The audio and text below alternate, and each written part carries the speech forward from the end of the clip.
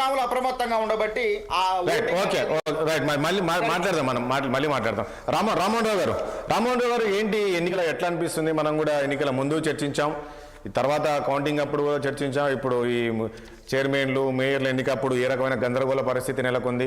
దాంతోపాటు ఇంతకుముందు అన్నట్టు ఏంటి బీఆర్ఎస్ పార్టీ 10 ఏళ్ళు అధికారంలో ఉన్నప్పుడు సో క్యాడర్ బాగుంది, 10 ఏళ్ళు వాళ్ళ అధికారం ఉన్నారు కాబట్టి వాళ్ళ క్యాడర్ కూడా బాగుంది అనుకున్నాము. ఈ మున్సిపల్ ఎన్నికల్లో అనుకున్న స్థాయికైనా బాగానే రావచ్చు, కానీ మున్సిపల్ ఎన్నికల్లో కూడా ఆశించిన స్థాయిలో వాళ్ళ రిజల్ట్ రాలేదు.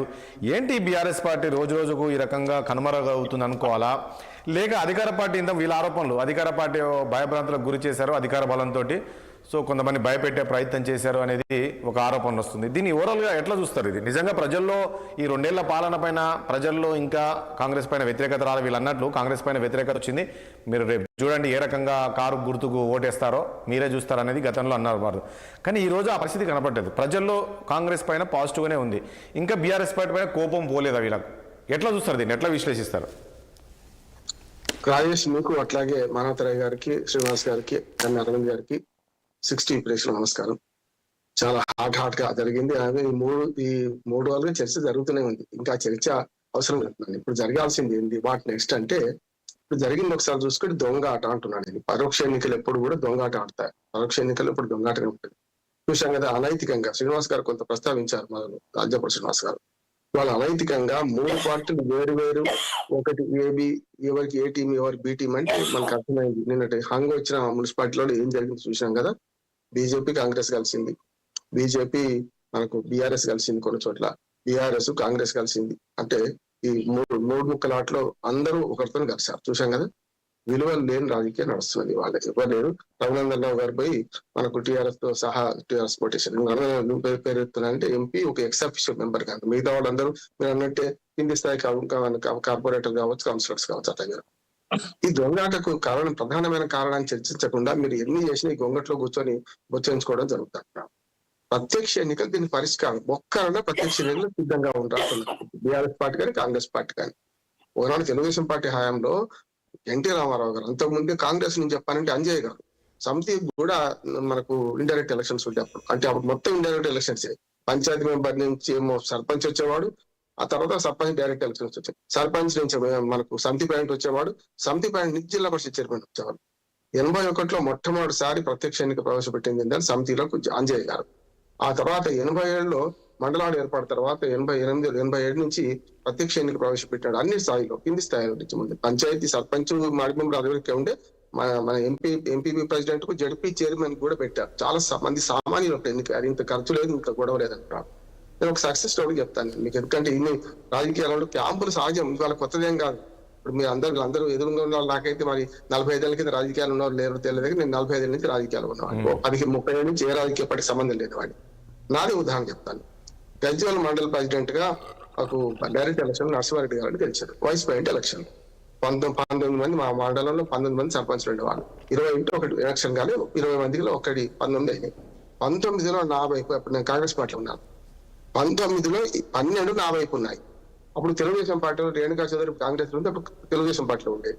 రాజ్యసభ సభ్యురాలు ఆమె ఢిల్లీ నుంచి నాకు వ్యతిరేకంగా ఓటేస్తానికి వచ్చింది. అట్లాగే మా ఎంపీ విజయరామారావు గారు, మొదటిదాకా టీఆర్ఎస్, ఇప్పుడు కాంగ్రెస్ లో ఉన్నారు. మన ఇప్పుడు బీజేపీ ఎందులో తెలియదు. విజయరామారావు గారు లోక్సభ సభ్యుడు, సిద్దిపేట ఉండేవారు. సంజీవరావు చనిపోయారు. ఆ ముగ్గురు నాకు వ్యతిరేకంగానే 12 మంది సర్పంచులు నాకుండగా అంటే క్యాంపులకు రాజకీయాలు కొత్తగా అని చెప్తున్నారు. ఆనాడు క్యాంపులకి మీరు అన్నట్లు రామ్మోహన్ రావు గారు ఒక పాయింట్ ఇక్కడ, మీరు అన్నట్లు 40 ఏళ్ళుగా నేను రాజకీయాలు చూస్తున్నాను మీరు అంటున్నారు, కానీ ఇట్లాంటిది ఎప్పుడన్నా చూసారా? ఎందుకంటే ఈ స్థాయిలో ఇంత డబ్బు, అంటే మనం మామూలుగా ఈ హడావుడి ఎప్పుడు చూస్తామంటే జనరల్ ఎలక్షన్లో, అసెంబ్లీ ఎన్నికల్లో మనం చూస్తూ ఉంటాం 15 రోజుల నుంచి ఎంత హడావుడి. కానీ ఇక్కడ మున్సిపల్ ఎన్నికల్లో అసలు ఆ జనరల్ ఎలక్షన్ తలదన్నే విధంగా ఉన్నాయి. నేను అదే చెప్తానికి వస్తున్నా. ఆనాడికి తేడా చెప్తానికి నేను 40 ఏళ్ళ కింద సంగతి చెప్తున్నాను. 12 మంది సర్పంచులు ఆ వైపు ఉండగా ముగ్గురిని తీసుకొచ్చి, ఒక రాజ్యసభ సభ్యుడు, ఒక లోక్సభ సభ్యుడు, అట్లాగే ఒక ఎమ్మెల్యే తీసుకొచ్చి పని చేసుకున్నారు. ఇందులో నుంచి స్వయంగా గుంజ, అంటే ఆనాటికి విలువ తేడా చెప్తారు. మా పార్టీలో ఉన్న యాదవ్ రెడ్డి గారు ఇప్పుడు ఎమ్మెల్సీ, ఆయన ఇప్పుడు మన బీఆర్ఎస్ లో, ఆయన బావమర్దిని, స్వయంగా ఆయన బావమర్ది నిలబెడితే పార్టీ కట్టుబడి నాకేసిండు ఓటు. అది గొప్ప రాజకీయం అంటారు. ₹1 ఆయన పెట్టలే.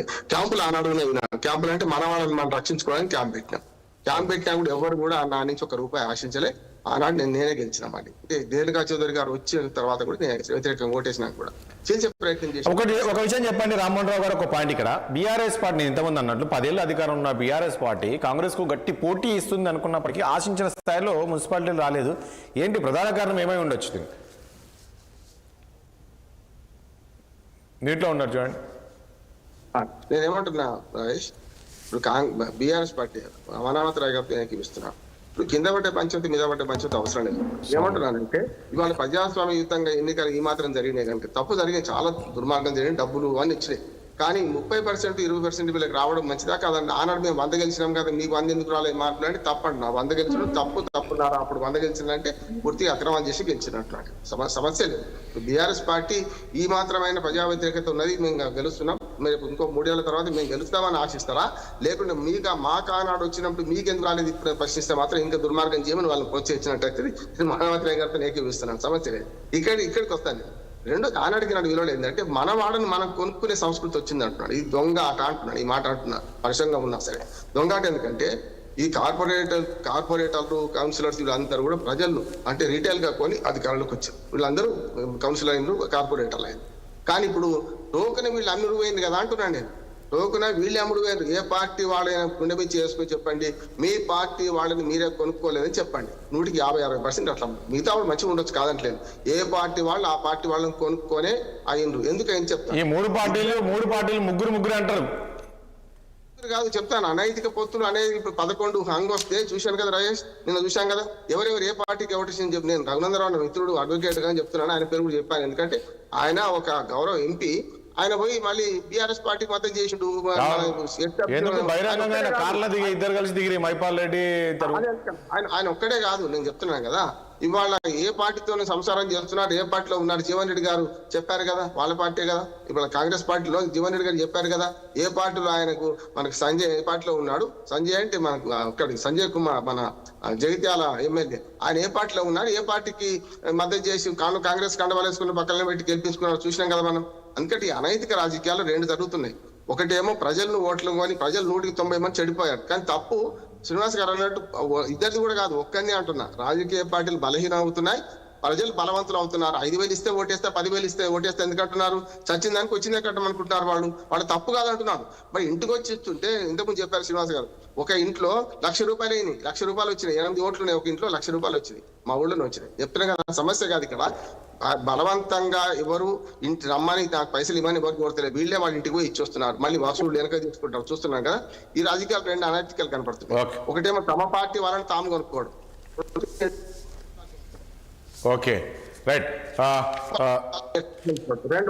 మూడో చెప్తాను. మూడోది ఏంటంటే ఇప్పుడు అనైతికంగా ఈ పొత్తులు ఏవైతే ఉన్నాయో 11 ఎట్లా జరిగినాయో ఇవి ముందు ఎట్లా ఉంటాయి చూస్తున్నాం కదా. మొత్తం మీద 7 కార్పొరేషన్లు ఉంటే 4 మ్యాండేట్ వచ్చింది కాంగ్రెస్, స్పష్టమైన మ్యాండేట్ వచ్చింది 4. మిగతా 3 దొంగాటే ప్రయత్నంలో మాత్రం ఒకటి ఏంటంటే మనకు ఎవరైతే మిత్రపక్షం ఉందో మనకు సిపిఐ కాంగ్రెస్ పార్టీ పొత్తు